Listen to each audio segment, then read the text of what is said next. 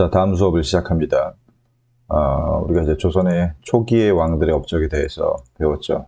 그래서 성종 때 건국대전이라고 하는 조선의 기본적인 법전이 완성이 되면서 조선의 기본 시스템은 완성이 된다라고까지 배웠었습니다. 오늘은 여기 이제 조선의 정치 세력이었던 훈구와 사림파에 대해서 배우겠습니다. 원래 이제 조선이 세워질 때 이거를 찬성했었던 급진파가 있었고, 조선의 건국을 반대했었던 온건파가 있었죠. 그런데 이 급진파가 승리하게 되면서 조선이 세워지고, 이 사람들은 중앙 양반들이 됩니다. 이 중앙 양반들을 훈구파라고 합니다. 훈구파. 그에 비해서 온건파에게 패배하고, 조선 건국을 반대하다가 온건파에게 패배하고, 지방으로 도망을 쳤던 이런 지방 양반들을 일컬어서 조선시대 중반부에는 사림이라고 불렀었습니다. 사림, 선비들의 수풀림자를 써서 사림이라고 했었습니다. 얘네들은 이제 공훈, 훈장이 많은 사람들, 그런 훈구파라고 부르게 되죠. 그래서 훈구와 사림의 개념을 알아둬야 되는데, 특히 이제 사림이 훨씬 더 중요한 사람들이라고 생각하면 됩니다. 사림.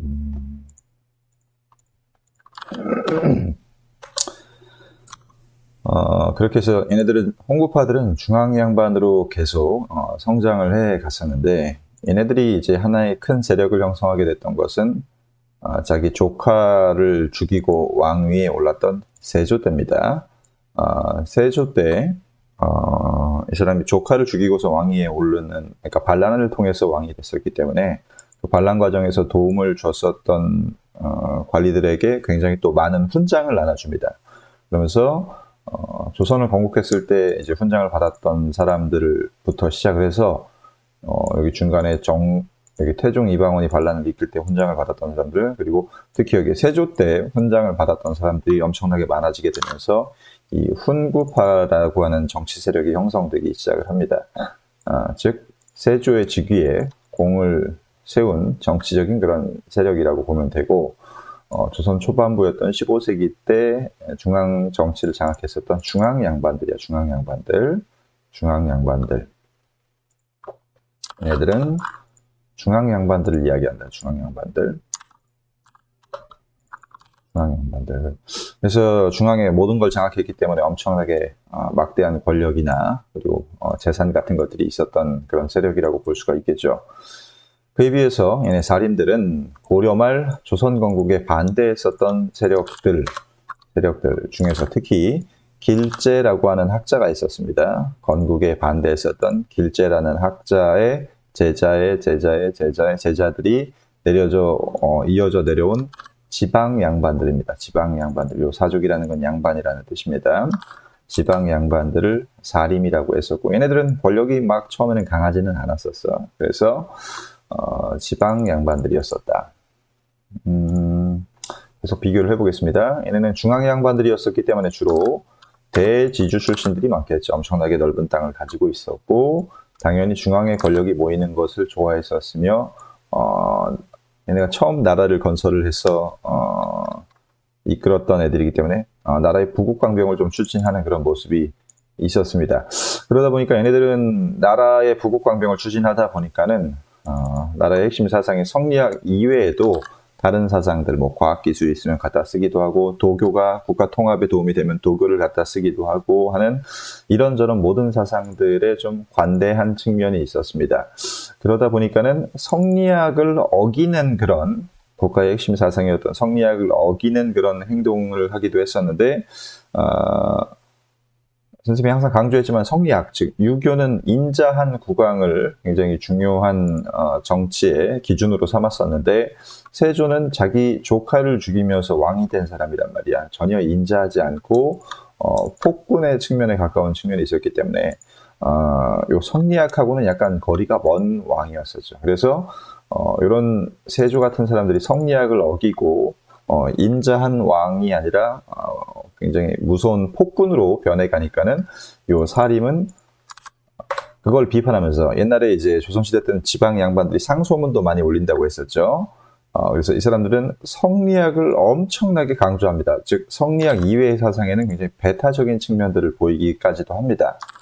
성리학을 엄청나게 강조하면서 도덕성을 강조했었고 의리를 굉장히 강조하는 이러한 정치를 왕도 정치, 왕이 도덕적인 정치를 하라라고 하는 것을 굉장히 강조를 하게 되죠. 그리고 얘네들은 지방의 양반들이니까 땅이 있긴 있겠죠. 그래서 지방의 중소지주들 출신이고, 그 다음에 얘네들은 언론 활동을 굉장히 중요시했었습니다. 맨 처음에 이제 지방에 있다가 성종 때부터는 조금씩 이제 중앙에 등용이 되기 시작합니다. 이 지방 양반들이. 왜냐면은 세조 때 이 훈구파가 너무 세지면서 심지어 이제 왕을 무시하는 경우까지 생기니까는 이 훈구파들을 견제하기 위해서 성종이 지방 양반들이었던 사림들을 한두 명씩 등용을 하기 시작합니다. 성종이라는 왕이. 그래서 특히 등용을 할 때 언론기관이었던 삼사라고 하는 곳, 우리 저번 시간에 배웠었죠. 여기 언론기관이라고 하는 삼사, 얘네들은 왕만 비판하는 게 아니라 잘못된 관리, 부정부패한 관리, 비리관리들을 비판하는 역할도 했었기 때문에 여기에 등용을 해서 국왕과 신하들, 특히 이제 훈구파들이 얘네들 부정부패한 애들이 많았단 말이야. 당시 막대한 재산을 축적을 하면서. 그래서 얘네들의 잘못들을 적극적으로 비판하는 역할을 시켰었습니다. 카톡.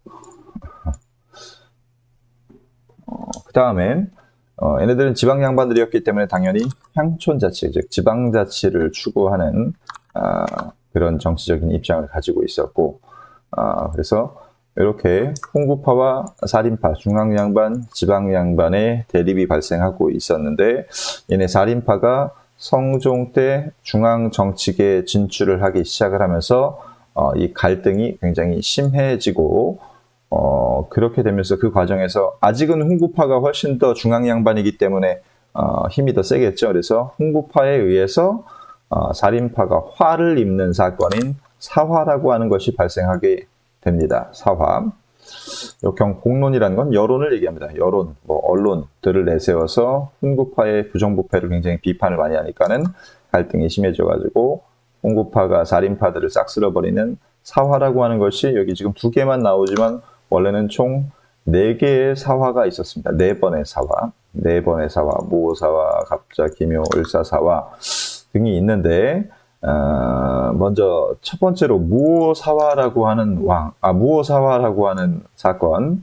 이것은, 성종, 사림을 처음 등용했던 성종의 다음 왕인 연산군 때입니다. 연산군.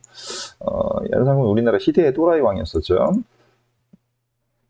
자, 그래서 이때 연산군 때 무슨 사건이 일어나냐면은, 연산군이 이제 왕위에 즉위를 했는데, 얘는 평소에도 그 삼사에 당시 등용이 됐었던 사림파들을 별로 마땅치 않게 생각했습니다. 맨날 툭 하면은 사사건건 왕을 비판하고 이러면 안 됩니다. 저러면 안 됩니다. 그리고 다른 신하들한테, 부정부패한 신하들한테 가서도 계속 조사하고 잔소리하고 하는 것을 보면서, 연산군의 아버지였던 성종은 살인파를 되게 존중하는 모습을 보였었는데 얘는 자기 아빠처럼은 안 할 거야 라는 그런 생각을 했던 것 같습니다. 그래서 언제 한번 얘네 살인파들과 걔네들이 이제 일하고 있었던 관청인 삼사를 한번 조질 생각을 하고 있었던 건데, 당시 살인파 중에 한 명이었던 김종직이라고 하는 사람이 지은 글인 조의제문이라고 하는 글이 있었습니다. 이 글은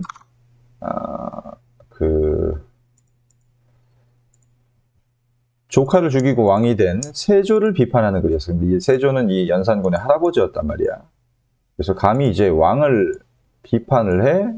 라고 하는 그런 생각을 가지고서, 원래 이제 이 조의제문이라는 글은 조선왕조실록에 실릴 당시 글이었었는데, 원래 왕들은 그 조선왕조실록을 함부로 보면 안 됩니다. 왜냐면은 왕들이 조선왕조실록을 보면은 그 왕에 대해서 객관적으로, 그 왕의 눈치를 보고서 객관적으로 평가를 할 수가 없기 때문에 조선왕조실록에 올라가는 그런 자료는 왕도 못 보게 해놨었는데, 얘가 다짜고짜 이제 훈구 세력이 일러 바쳐가지고 다짜고짜 그 자료를 본 거죠. 조의제문이라는 자료를. 그래서 이 조이제문이라는 글을 보고서 감히 우리 할아버지를 비판을 해? 라고 해가지고 이 할아버지를 비판하는 거는 이거는 나를 능멸하는 것이다 라고 해서 이것은 김종직 잡아와, 그리고 그 김종직을 비롯한 살인애들 다 잡아와 라고 해서 살인파들을 싹 죽여버립니다.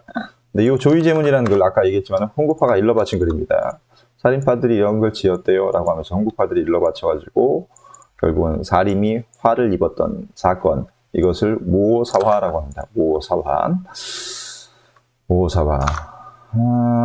그리고 연산군 때는 김종직은 이때 이미 죽어 있었구나. 그래서 무덤을 파헤쳐가지고 다 잘라버리는 부관참시라는 걸 했었고, 관련된 살인들은 다 유배를 가거나 죽여버립니다. 그리고 연산군 때는 모사화 말고 갑자사화라고 하는 것도 있었는데, 당시 연산군 엄마가 좀 질투가 심해가지고 쫓겨나고서 폐위가 됐었어요. 왕비에서 폐위가 됐었는데, 그 일에 관련된 애들을 조사하다 보니까는 살인파 애들이 연관돼서 걔네들을 또 다 죽여버렸던 사건이 있습니다. 그거를 갑자사화라고 합니다. 갑자사화. 두 번째 사화는 갑자사화. 폐비 윤씨 사건을 이유로 국왕이 살인을 탄압했던 사건이에요. 그래서 이렇게 연산군이 맨날 사람들을 죽이고 다니니까는 당시 그 훈구파 애들도 연산군을 무서워하기 시작했어요. 살인파들도 당했고, 여기에 중간중간에 이제 훈구파 애들도 죽은 사건들이 갑자서였었거든. 그래서 훈구파 애들이 반란을 일으킵니다. 그래가지고 새롭게 왕이 되는 게 중종입니다. 연산군 다음에 11대 왕이 중종이야. 중종을 이제 훈구파 애들이 왕위로 즉위시켜줬는데, 그렇기 때문에 중종은 힘이 없는 왕이었어. 처음에는 신하들에 의해서 왕이 된 사람이었기 때문에. 그래서 힘이 없어가지고 맨날 훈구파 신하들이 이거 하세요 하면은 네 하고, 저거 하세요 하면 네 하는 그런 힘이 없는 왕이었었는데, 당시 이 사람은 훈구파들을 좀 견제하기 위해서 당시 떠오르고 있었던 신인 살인파인 조광조를 등용하기 시작합니다. 근데 이 조광조가 굉장히 급진적인 개혁을 하면서 훈구파들을 좀 나라에서 이런, 훈구파는 아까 되게 부정부패한 애들이라고 그랬었죠. 얘네들. 이런 부정부패한 훈구파들을 비판하는 이런 개혁들을 실행을 하게 되는데, 이걸 하니까는 이제 훈구파들이 조광조 놔두면 안 되겠다 해서 조광조한테 누명을 씌워가지고 결국은 얘를 사형시켜버립니다. 이거를 기묘사화라고 합니다. 기묘사화. 당시 어떤 사건이 있었는지 좀 자세하게 보면은, 자, 조광조는 왕의 마음에 들어가지고 초고속 승진을 하고, 이때 살인파들이 다시 성장을 하는데, 중종이라고 하는 왕 때,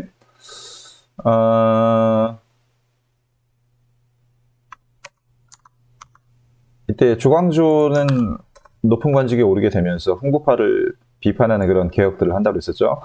그 개혁은 혈량과는 현명한 인재를 양성하는 그런 인재선발 제도입니다. 인재선발 제도. 근데 추천제도예요. 추천제도인데 요 제도를 실행을 하면은 당연히 훈구파를 많이 뽑을까, 살인파를 많이 뽑을까, 당연히. 그렇죠. 살인파들을 많이 뽑겠죠. 조광조가 실시했던 그런 그 관리 추천제도예요. 관리 추천제도. 그래서 여기에서 관리를 추천하면은 당연히 살인파를 많이 뽑을 것이 뻔했었기 때문에 이걸 가지고서 이제 훈구파가 비판을 많이 했었고, 그 다음에 결정적으로 훈구파들 중에서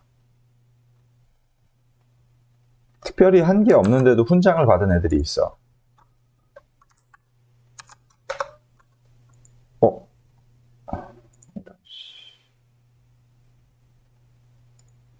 잠깐만. 여기 중종이 왕위에 오를 때, 중종은 신하들이 왕으로 올려준 사람이라고 했었죠. 연산군을 내쫓고서. 그래가지고 신하들한테 막 훈장을 나눠줬는데, 그때 훈장을 받았던 신하들이 내 친구도 받게 해줄까 해가지고 이 사람도 끼워놓고 저 사람도 끼워놓고 해가지고 중종을 왕위에 올린 공이 있다고 막 거짓말을 해서 가짜로 훈장을 받은 사람들이 좀 있었어. 그래서 걔네 가짜로 훈장을 받은 사람들의 훈장을 삭제하자라고 해가지고 이 삭제를 추진을 하니까는 당시 훈장만 받은 게 아니겠죠. 왕을 즉위시켰기 때문에 훈장만 받은 게 아니라 막대한 재산이랑 땅도 받았는데 그것까지 다 삭제되는 거란 말이에요. 그래서 여기에 위기의식을 느꼈던 홍구파가 조광조가 반란 일으키려고 했다라고 하는 누명을 씌워가지고 죽여버립니다. 자, 그래서 조광조가 죽는 기묘사화가 일어나고 나서 사화가 다시 한번 또 일어나는데 중종이 이제 죽고 나서 그 이후에 인종이라고 하는 왕이 올랐는데 이 사람은 왕이 되었을 때 엄마였던 장경왕후가 있었고 그 오빠였던 유님이라고 하는 사람이 있었습니다. 요 유님에 의해서 좀 보호를 받았었는데 요 인종이 한 왕이 되고 나서 2년 있다가 병으로 바로 죽어버려요. 병으로 바로 죽어버리고 나서 바로 이제 명종이라고 하는 왕이 올랐는데 그 명종의 엄마였던 문종왕후와 그 동생이었던 윤원영이 그 이전에 약간 대립을 했었던 이 윤임파의 정치인들을 싹 죽여버리는 그런 사건이 일어납니다. 이걸 마지막 사화인 을사사화라고 하는데 교과서에는 안 나오니까 몰라도 되는데 이걸 왜 얘기하냐면은 이 당시 이렇게 어머니 계열이었던 그 외가 쪽이었던 계열의 이제 그런 사람들을 외척이라고 했었죠. 외가 친척들. 이 외가 친척들의 싸움에 휘말려 가지고 당시 명종이 왕이 된 다음에 윤원영에 의해서 윤임파에 있었던 살인파들이 엄청나게 많이 죽임을 당하게 됩니다. 이러한 당시의 상황을 좀 이따 보게 될 척신정치라고 합니다. 척신정치. 외척에 의해서 정치가 주도되는 상황. 이러한 상황을 척신정치라고 하는데 이걸 청산할지 말지를 두고서 조금 이따 나중에 사림이 동인과 서인으로 분열하게 됩니다. 동인과 서인으로 분열하게 됩니다. 요걸 좀 이따가 볼 거기 때문에 요걸 잠깐 보고 간 것이고. 자, 이렇게 해서 살인들이 계속해서 죽임을 많이 당했었는데, 얘네들은, 많이 죽기는 했지만 차분차분히 지방에서 자기들의 권력을 조금씩 확대해가는 모습을 보였습니다. 먼저 살인들이 지방에 세웠던 당시에 학교를 서원이라고 했었습니다. 서원. 서원은 살인들이 지방에 세웠던 학교들인데, 이 학교들을 통해서 계속 죽고 많이 엄청나게 사화를 당하기는 했었지만 학교에서 계속 제자들이 양산되고 있었던 거죠. 그렇게 해서 전국적으로 지방에서 이런 성리학 공부를 하는 살인들이 점차 세력을 넓혀가기 시작했고 얘네들은 향촌, 즉 지방의 향촌의 규칙을 정하면서 향촌의 자기들만의 규약을 정한 거죠. 그 대표적인 게 이거 향약의 4대 덕목인데 이러한 규약들을 만들어서 지방에서 자기들만의 법칙을 만든 거예요. 지방법이야. 쉽게 얘기해서 지방법 이런 것들을 만들면서 지방에서 영향력을 확대해서 결국 명종 다음 왕인 선조 때 권력을 장악하게 됩니다. 이때 선조 정도 때가 되면은 앞에 이제 훈장을 받았었던 그 훈구파 애들은 굉장히 많이 나이가 들어서 연로해서 사망을 거의 다 하게 되죠. 거의 다 사망을 하고서 얘네 훈구파 애들이 사망을 하게 되니까 그 다음 정치 세력이었던 사림들이 이제 자연스럽게 권력을 장악하는 그런 상황에 이르게 되죠. 그렇게 해서 훈구파가 이제 많이 사망했어요. 그리고 사림파가 권력을 장악했는데 사림파는 정권을 장악하고 나서 자기들이 좀 잘했으면 좋았을 텐데 아까 얘기했지만은 이 척신정치 문제를 청산하냐 마냐를 두고서 동인과 서인으로 즉 이렇게 정치 집단을 형성하게 됩니다. 이렇게 형성하게 된 정치 집단을 일컬어서 붕당이라고 합니다. 붕당, 즉 정당이라고 합니다. 정당. 이 정당을 형성하게 됩니다. 이 정당이라는 것은 지금도 그렇지만 긍정적인 역할이 있죠. 즉 예전에 훈구파랑 싸울 때는 얘네 훈구파 힘이 너무 세가지고 얘네가 거의 독재적인 권력을 발휘했었단 말이야. 지네 마음대로 막 했었어. 그래서 이런 독재적인 권력에서는 약간 민주적인 그런 모습이 보이지가 않죠. 그런데 이렇게 사림이 두 개 파로 분열이 됐고 얘네 둘이 서로 대등한 관계이게 되다 보면은 어느 한쪽이 독재를 하지는 못한단 말이야. 즉 상호 비판하고 견제하는 역할을 하게 되면서 한쪽이 독재를 하는 그런 상황까지 이르게 되지는 못합니다. 그러면서 약간 좀 서로 이제 비판하기도 하지만은 어느 때는 인정해 주기도 하는 그런 약간 민주적인 그런 정당 정치의 전형적인 모습이 보이기도 하는데 이게 근데 심해지면은 자기들끼리 서로 싸움질만 하게 되겠죠. 그런 권력 다툼의 성격을 좀 보이기도 합니다. 권력 다툼의 성격을 보이기도 한다. 그래서 붕당 정치가 좋은 점과 나쁜 점이 있는데 요 밑에 내용에서는 좋은 점과 나쁜 점들이 같이 나타나게 됩니다. 요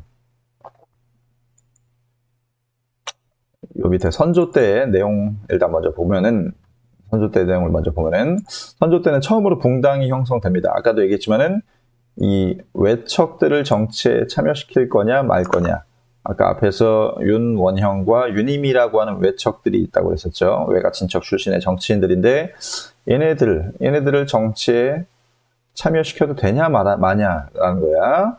아무리 얘네가 뭐 과거 시험에 합격하고 막 그랬다고 하더라도 외척이면 정치 참여 안 시키면 안 된다라고 했던 애들. 즉 외척 정치 청산에 적극적이었던 애들을 일컬어서 적극적이었던 애들이 모여가지고 동인이 됩니다. 동인. 얘네들이 모여가지고 동인이 됐었고, 서인은 야 아무리 외척이라고 하더라도 좀 능력 있는 애들을 갖다 써야지 라고 했던 애들을, 외척 정치 청산에 소극적이었던 애들이 모여서 서인이 됩니다.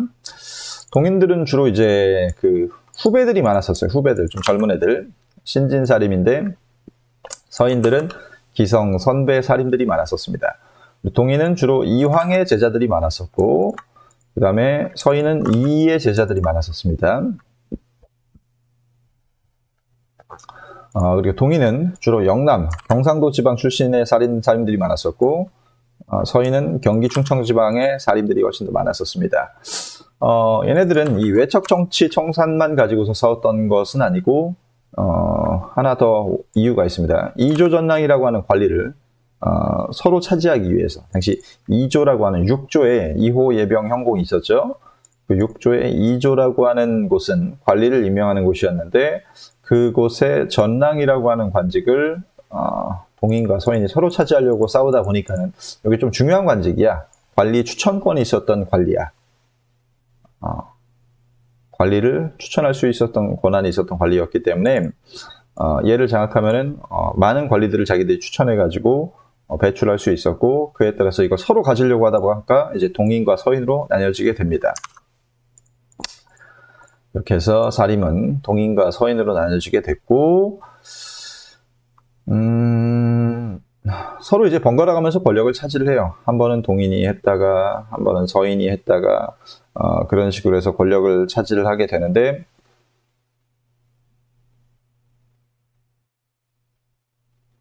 나중에 이제 먼저 동인이 북인과 남인으로 분열하게 됩니다. 북인은 얘네 서인놈들하고는 도저히 친하게 못 지내겠다라고 하는 완전히 강경파의 아내들은, 그에 비해서 남인은 그래도 같은 정치인들끼리 서로 돕고 이렇게 해야지 나라가 발전되지라고 해서 서인이랑 그래도 좀 친하게 지내려고 했었던 그런 파들입니다. 서인과의 경쟁 과정에서 동인이 남인과 북인으로 분리가 되는 그런 모습까지 보이게 되고, 여기까지 진행이 된 상태에서 터지게 되는 사건이 임진왜란입니다. 임진왜란이 터지게 되죠. 일단 이번 시간은 여기까지만 합시다. 너무 기네.